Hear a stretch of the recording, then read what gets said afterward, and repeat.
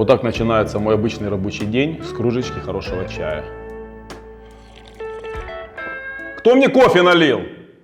Вы, наверное, заметили, что в последнее время выходит мало роликов на нашем канале. Это связано с тем, что мы не проводим сейчас никаких мероприятий и у нас нет выездов. Но тем не менее мы продолжаем работать. В этом ролике я хочу показать, чем живет наша компания сейчас. И хочу сказать, что мы подготовили много интересных проектов, сюжеты которых выйдут на нашем канале и в наших социальных сетях. Поэтому следите за нами, оставайтесь с нами.